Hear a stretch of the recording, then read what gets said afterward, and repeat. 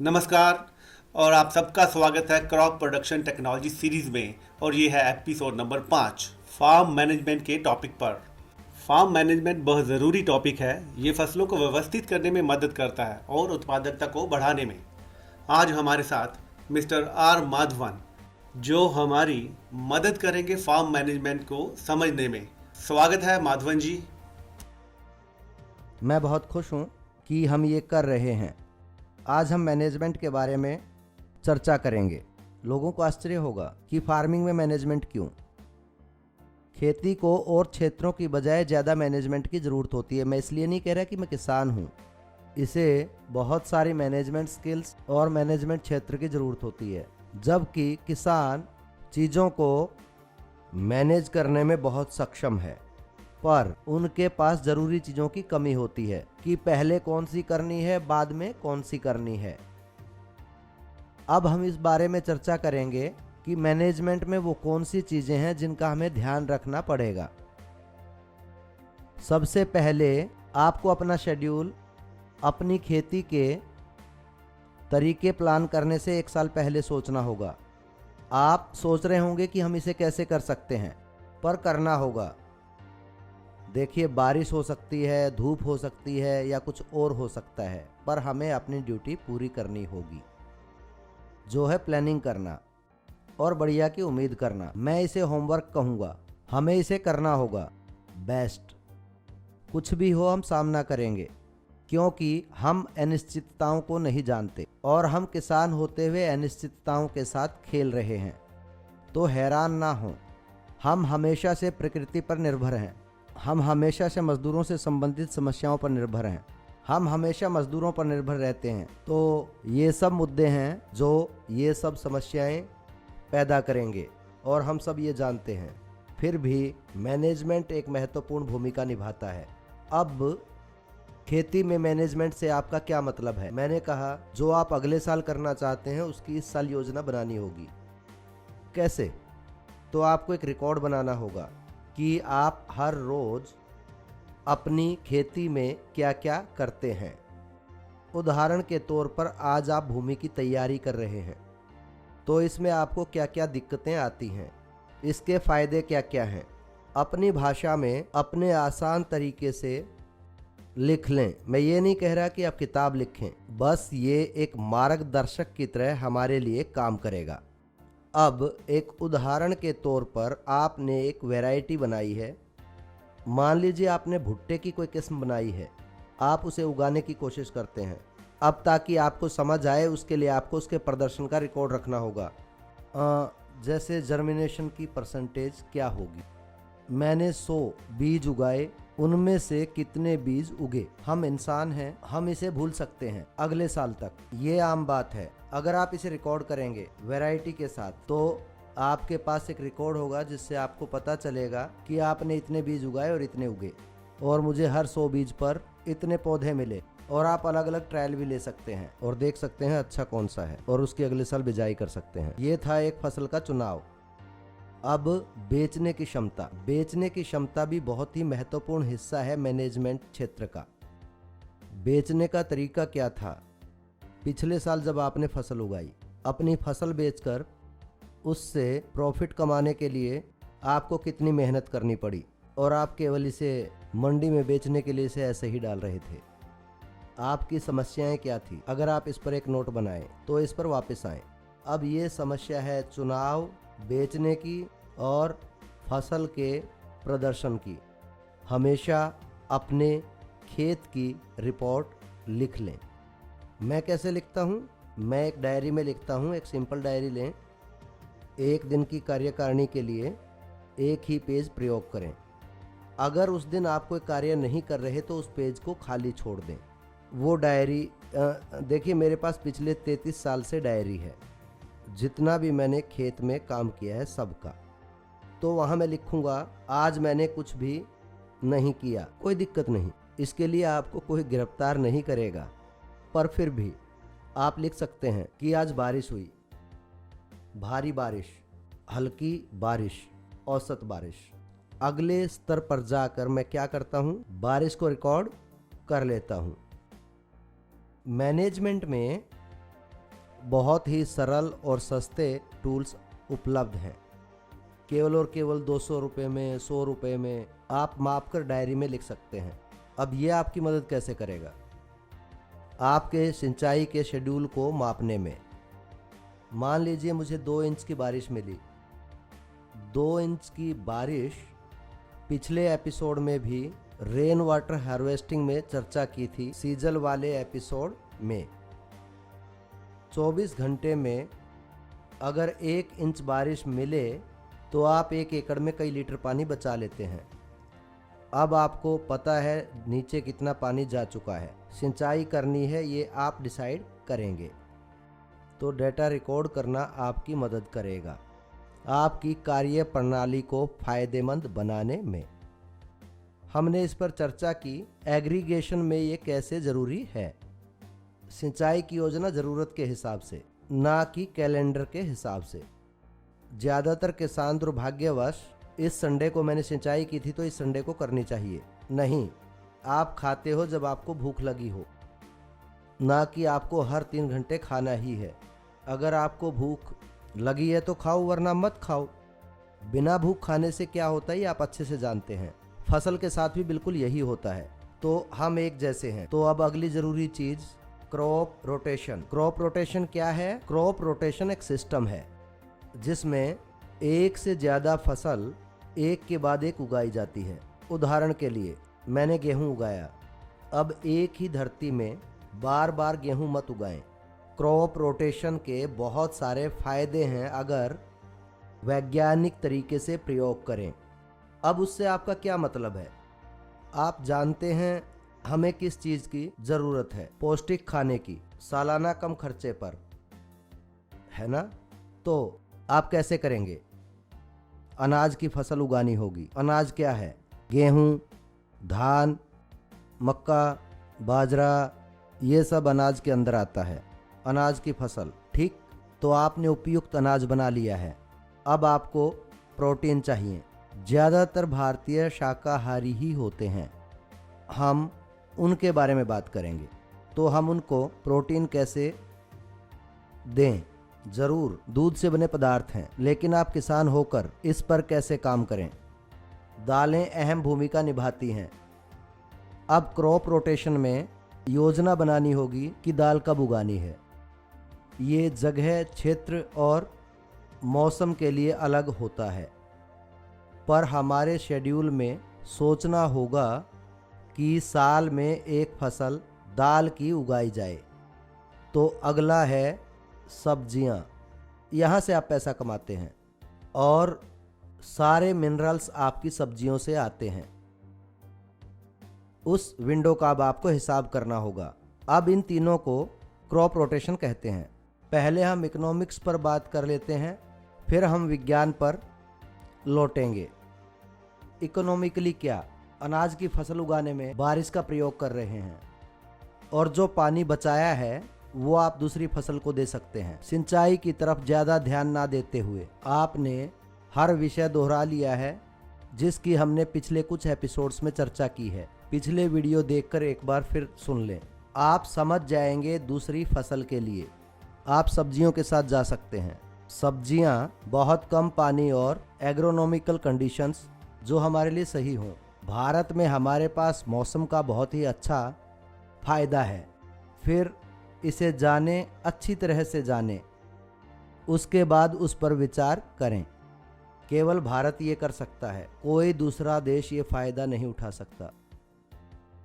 ये बिल्कुल मुफ्त है, बिल्कुल मुफ्त। कोई ये नहीं कहेगा कि सूर्य के प्रयोग के लिए 5 रुपए दो। ये बिल्कुल आपके लिए फ्री है, कुछ नहीं, बिल्कुल फ्री। ये हमेशा आपके लिए है, कभी भी प्रयोग करें। और दूसरे देश सूरज के लिए रो रहे हैं, उन्हें लाइट लगानी होगी, गर्मी देनी होगी। भगवान का शुक्र, हमें ऐसी कोई प्रॉब्लम नहीं। भगवान बहुत दयालु हैं, वो इसे बिल्कुल फ्री में दे रहे हैं। रोशनी और गर्मी किसी भी फसल के लिए बहुत ज़रूरी हैं, बहुत ज़रूरी, जिसको आप सस्ते में नहीं पा सकते और हमें मुफ्त में मिल रही है। सोचो आप मैनेज कर पाओ सूरज और गर्मी को। और उसे मिट्टी के पोषक तत्वों में डाल पाएं, आप कमाल कर सकते हैं। दूसरी फसल सब्जी के रूप में जो भी सब्जी आपके क्षेत्र में है जिसे आप बेचने की क्षमता रखते हैं। कृपया ध्यान रखें एक और बात, लोग मुझे कहते थे सर ब्रोकली चेन्नई में नहीं उगेगी। देखिए मैं साउथ इंडिया के हिस्से में रहता हूँ जी, तमिलनाडु में ब्रोकली वहाँ नहीं उगाई जाती कहते हैं। आप मेरी फसल देख सकते हैं जो मेरे खेत में उगी है। स्क्रीन पर फोटो दिखाई गई है, ब्रोकली और पत्ता गोभी। एक काम जो मैं करता हूँ, मैं इसे एक खिड़की पर रख देता हूँ। हमारा मौसम चक्र बहुत अच्छा है, आपको केवल उसे पढ़ना होगा।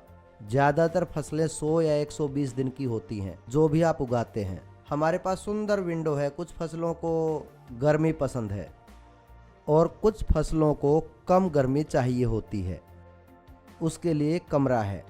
गर्मी के लिए कमरा है। और कुछ फसलों को बारिश पसंद है। हमारे पास तीनों ही हैं। सभी तीनों मौसम हमारे लिए उपलब्ध हैं। अपनी फसल पर आधारित धान, तो अब मैं क्या करता हूँ, हमें मिलता है नॉर्थ ईस्ट का मानसून, भारी बारिश, वो भी बहुत भारी लगातार। ये सब चीज़ें, धान इनसे प्यार करता है। मैं वहाँ धान उगाता हूँ। अब चिंता की कोई बात नहीं क्योंकि धान की सिंचाई होती है, वहाँ बारिश है। धान को पानी में खड़ा होना बहुत पसंद है। ये सब साफ है। मैं प्रकृति की ओर बढ़ता हूँ। वो पल जब मौसम बारिश से सर्दी की तरफ जाता है, वो सूखा होता है, उसी समय ठंडा, मैं वहाँ सब्जियाँ बो देता हूँ क्योंकि वो मौसम सब्जियों का प्यारा होता है। बारिश नहीं, उसी समय पर सूरज भी। हम सब जानते हैं, हम इसे नज़रअंदाज कर देते हैं। सब कहते हैं उत्तरायण दक्षिणायन दो, इसका मतलब आप सब जानते हैं। सूरज का संक्रमण जो कि 15 जुलाई से 14 जनवरी तक होती है, तो ये शिफ्ट सबसे ज़्यादा और कम लाइट आवर्स देती है। तो आप चुने कि सबसे ज़्यादा लाइट आवर्स पसंद है, तो उसी समय हम थोड़ा सूरज से दूर होते हैं, तो ये ज़्यादा तीव्र नहीं होता। कटाई कर सकते हैं और कोई सब्जी की फसल उगा सकते हैं। मैंने कहा दालें, वो बहुत कम समय की होती हैं और उन्हें थोड़ा ज़्यादा सूरज चाहिए और उनको पानी की ज़रूरत कम है। इसे अपने शेड्यूल के अंत में डालें, गर्मियों की ओर, मतलब कि जब आप गर्मी के पास पहुँचें तो आप दाल उगा पाएँ। दाल, मैं अब इस पर आऊँगा कि मैनेजमेंट में 3 रोटेशन क्यों। अगर आप मोनोक्रॉपिंग करेंगे, मतलब गेहूं गेहूं गेहूं, चावल चावल चावल, गन्ना गन्ना गन्ना, आप कीटों को बुला रहे हैं वहाँ रहने के लिए। और खनन भी किसी एक पोषक तत्व के लिए खोदा जाता है क्योंकि आप धान या गेहूं डाल रहे हैं। और अगर आप क्रॉप रोटेशन करते हैं तो अलग अलग फसल अलग अलग पोषक तत्व मांगेंगी। इसका मतलब मिट्टी एक समान रूप से पोषक तत्वों को ग्रहण कर पाएगी। खनन भी समानता में। दालें, उनका एक अच्छा फायदा है नाइट्रोजन फिक्स करने का हवा से जड़ों में, मतलब ये आपके लिए एक फायदा है। वातावरण में नाइट्रोजन फ्री में मिलती है। दलहन फसलों को उगाकर तीसरी फसल के रूप में अपनी मिट्टी में नाइट्रोजन फिक्स कर रहे हैं, मतलब एक महत्वपूर्ण पोषक तत्व मुफ्त उपलब्ध है अगर आप मैनेज कर हवा से मिट्टी में डाल पाएं। और ऐसा दाल की फसल करती है और हम सब दाल खाते हैं। भारत में ज़्यादातर लोग दाल खाते हैं। किसी भी खेत में, चाहे आप सांभर बनाएं, दाल बनाएं या फिर उसे छोंकें, लेने के बारे में छोड़े पर हम इसे खाते हैं। दाल हमारे खाने का हिस्सा है। लगभग हर रोज़ 2 बार हम किसी ना किसी तरीके से इसे लेते हैं, चाहे इडली बनाएं या कुछ और। तो कैसे भी दाल लेते हैं। तो अब दाल हमें प्रोटीन देती है और मिट्टी की सेहत का ख्याल रखती है।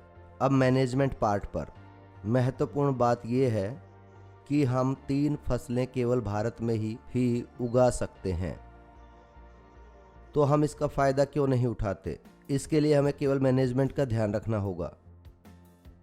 फसल के दौरान नहीं, ये इसके बारे में है। General, agronomical, economics, crop rotation का महत्व, इन चीज़ों को याद रखने के लिए। अगली चीज़ जिस पर मैं बात करूंगा वो है मैनेजमेंट फसल चक्र के दौरान। ये बहुत ही ज़रूरी है। जब फसल उगती है बच्चे की तरह होती है, बच्चे की तरह ख्याल रखना होता है। इसके 3 विंडो होते हैं इंसानों की तरह। मैं इसकी बार बार इंसानों से तुलना कर रहा हूं ताकि आपको अच्छे से समझ आ जाए। हमारा बचपन होता है, जवानी होती है, रिप्रोडक्शन होती है और बुढ़ापा। मतलब आप एक बच्चे हैं जो स्कूल जा रहा है, खेल कूद कर बड़ा हो रहा है। आप केवल खेल कूद नहीं कर रहे, बढ़ भी रहे हैं। मतलब आपकी ग्रोथ बचपन में होती है, कुछ सालों बाद आप नहीं बढ़ते हैं, बस इतना। उस बढ़ने के समय पर मैनेजमेंट एक अहम भूमिका निभाती है। जैसे आपकी माँ आपका ख्याल रखती है, क्या आपने ठीक से खाया, क्या आप सब अच्छे से कर रहे हैं, क्या आप बढ़ रहे हैं।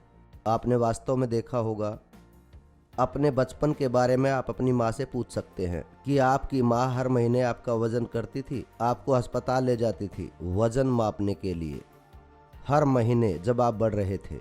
ऐसा क्यों? सभी पोषक तत्व आपके अंदर पोषण पहुंचा रहे थे कि नहीं आपके सिस्टम में। फसल उगाते हुए आपको ये सब ध्यान रखना होगा वेजिटेटिव फेज के दौरान। अब हम इसे बचपन कहते हैं, जो कि वहाँ वेजिटेटिव है। इस अवस्था में आपको उन्हें कीट मुक्त रखना बहुत ज़रूरी है। इन सब के पीछे की सोच धरती के पर यूनिट एरिया में फसल के प्रदर्शन को बढ़ाना है। ये बहुत आसान है। धरती के पर यूनिट एरिया में फसल के प्रदर्शन को बढ़ाना।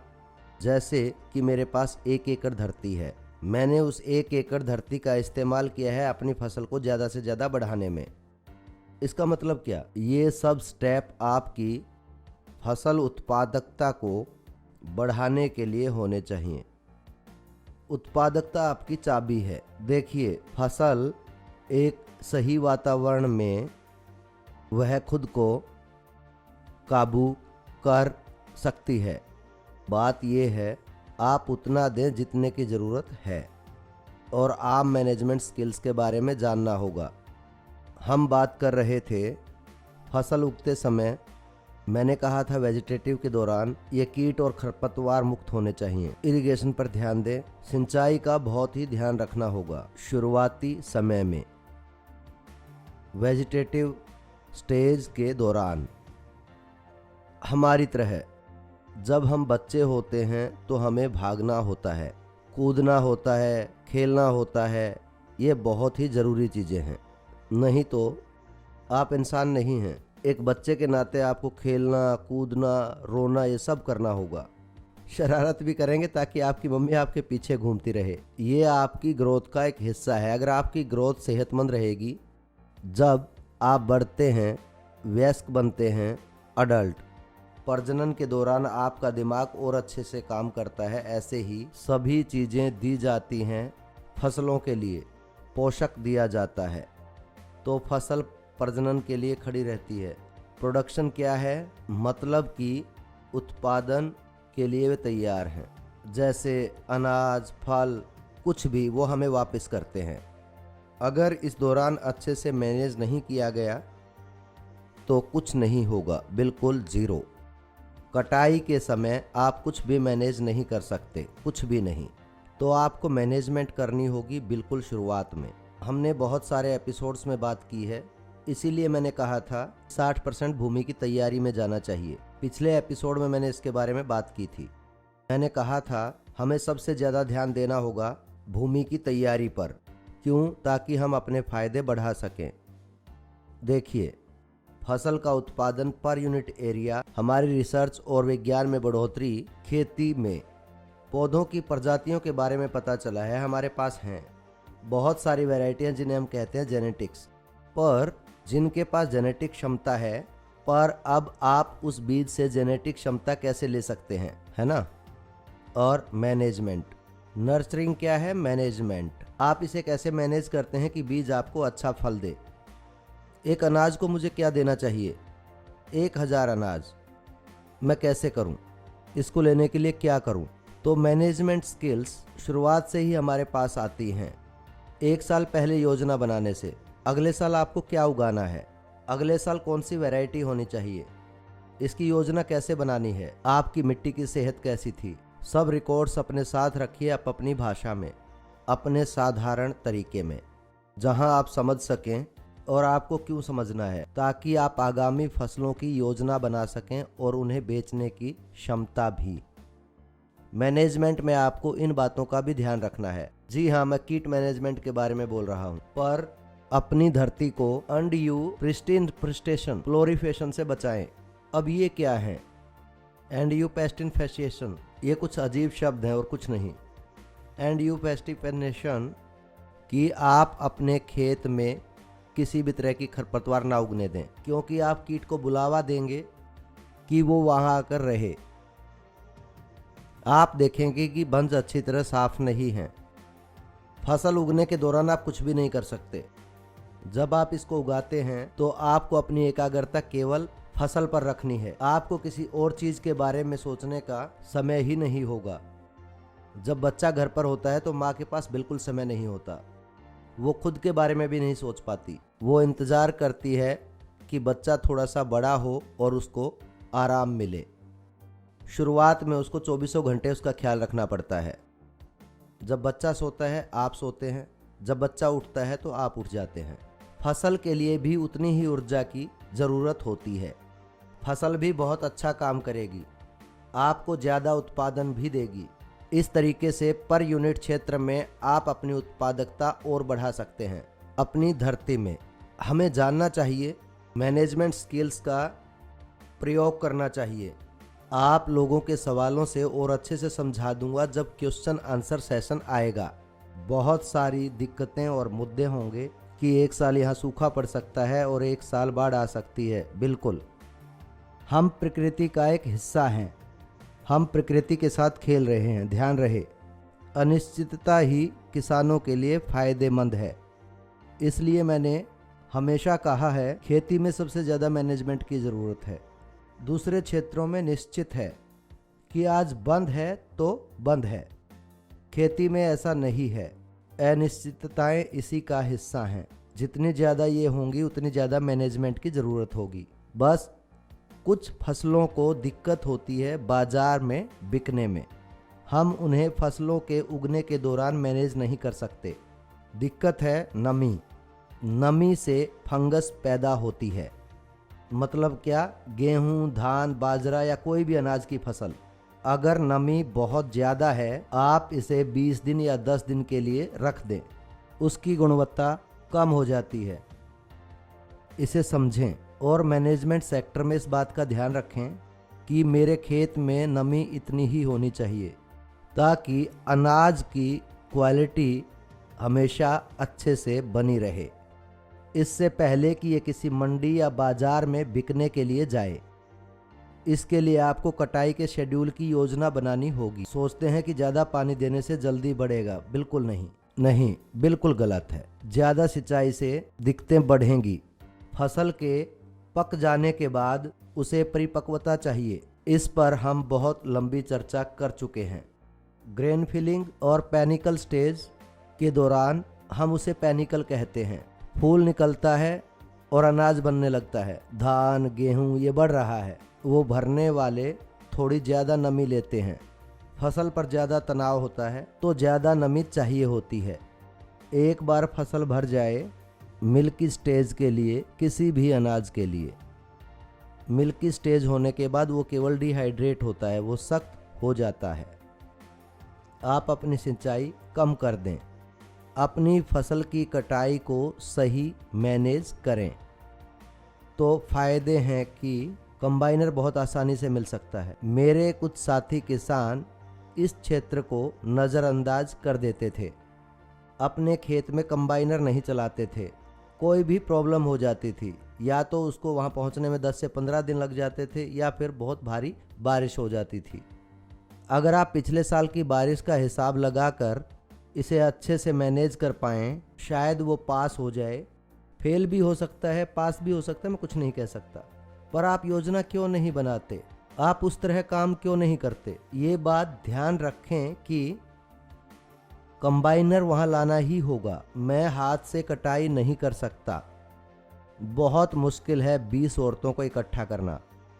तो क्यों अपने आप को परेशान करें गेहूं, चावल, धान या कोई भी फसल काटने के लिए। अगर आप अच्छे तरीके से नमी के लेवल को मैनेज करें तो हार्वेस्टर आ सकता है। कटाई बहुत कम समय में हो जाएगी। ना केवल समय बचाते हैं बल्कि फसल की गुणवत्ता भी बढ़ जाती है। ये सब मैनेजमेंट स्किल्स के हिस्से हैं जिनका आपको ध्यान रखना ही होगा। दूसरी बात, रख रखाव यहाँ आता है मैनेजमेंट के हिस्से में। हम सब उपकरणों को खरीद लेते हैं, जल्दी जल्दी ट्रैक्टर, कंबाइन ले लेते हैं, सारे उपकरण, स्प्रेयर वगैरह सब। लेकिन हर मशीन की तरह इनको भी रख रखाव चाहिए। ऐसा हम कब करते हैं? खेती के दौरान हमें छुट्टी मिलती है जब हमें फसल नहीं उगानी होती। साल में 2-3 महीने का ऑफ होता है, जगह जगह पर निर्भर करता है, पर आपके पास वो 2-2.5 महीने का शेड्यूल होना चाहिए। भारी बारिश और दूसरा है गर्मी। अब ये दो खेती के लिए बिल्कुल ठीक नहीं। इसमें आप अपने मशीन की सर्विस कराइए, ट्रैक्टर की सर्विस कराइए, ताकि जैसे ही आप खेत में काम करने के लिए आए आपका ट्रैक्टर एकदम तैयार हो, आपका वाटर पंप तैयार हो, आपका स्प्रेयर तैयार हो। हमारे ज़्यादातर किसानों को दिक्कत तब होती है जब वो खेत में ट्रैक्टर चलाते हैं, फिर ट्रैक्टर का कलच टूटा हुआ होता है, फिर 10 दिन आप उसके पीछे दौड़ते हैं। आपने ये 10 दिन अपने फसल के 10 दिन गंवा दिए, महत्वपूर्ण है, आपको दोबारा नहीं मिलेंगे।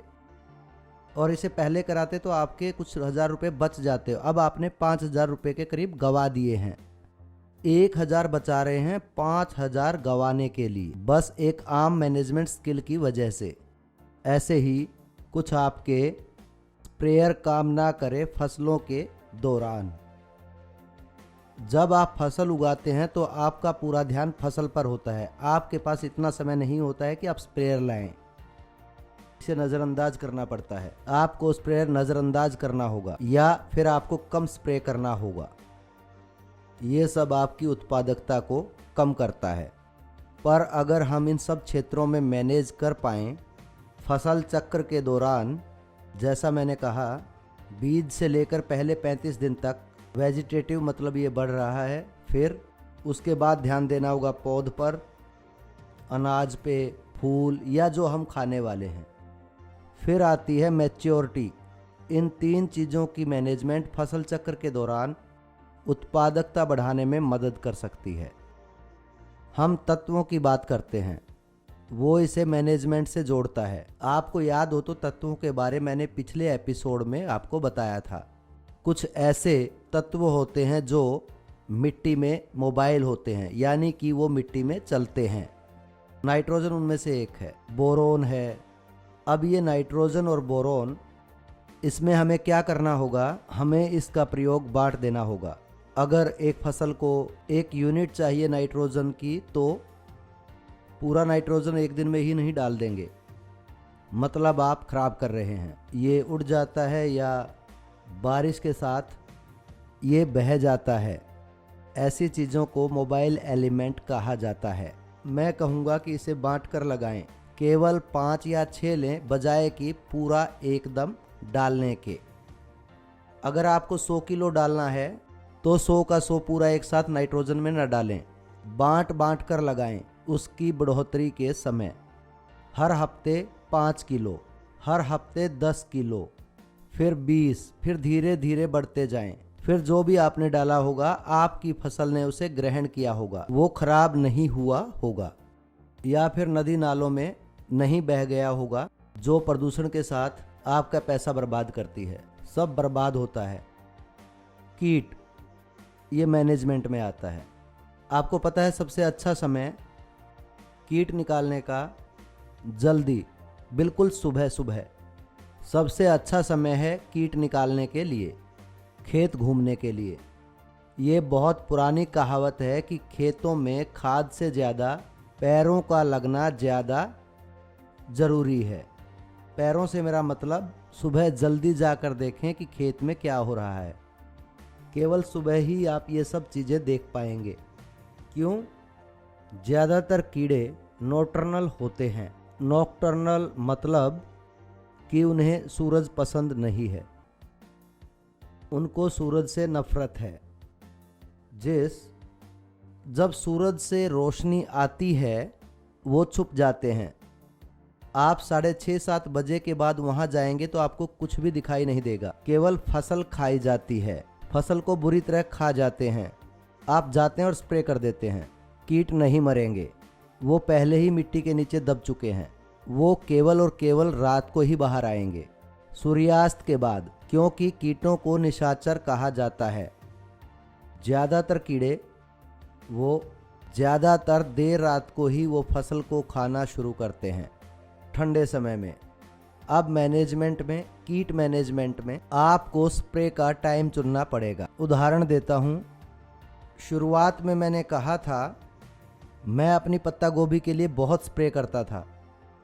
उस वक्त कीड़ों को लेकर जागरूक नहीं था कि ये कीड़े शाम को 6 बजे के बाद अपना काम शुरू करते हैं। मैं अपना काम 6 बजे के बाद बंद कर देता था, ये नहीं जानता था। मैं स्प्रे करता रहता था, उन्हें कोई फर्क नहीं पड़ता था। वो रात को आ जाते थे, मेरी पूरी फसल खा कर सो जाते थे। मैं सुबह आता और फिर से स्प्रे कर देता। एक बार मैंने ध्यान से आवाज़ सुनी, रात को, शाम को वो खा रहे थे, कुछ कुछ कुछ कुछ कुछ कुछ आवाज़ आ रही थी। मैंने सोचा एक ऐसी आवाज़। मैंने टॉर्च ली तो वहाँ पर कीड़े थे। मैंने उस समय उन पर हमला किया, वो मर गए, मैं जीत गया, वो जंग हार गए। देखिए, बिल्कुल आम मैनेजमेंट है। तो बहुत बहुत धन्यवाद मेरे दोस्तों। मैं आशा करता हूँ बिना उलझाए ये आपको नेक्स्ट स्टेप तक ले जाएगा। मैंने आपको आसान से आसान तरीके से समझाने की कोशिश की। मैनेजमेंट भी एक महत्वपूर्ण स्किल है और पौधों के बढ़ते समय ये बहुत ही ज़रूरी है। बाकी सारी चीज़ें इसी से जुड़ी हुई हैं। आप सबके सवालों का जवाब देकर मैं खुश होऊंगा जब आप वापस आएंगे। जितना भी मैं जानता हूँ सब आपको बताऊंगा, आपके साथ शेयर करूंगा। फिर से धन्यवाद।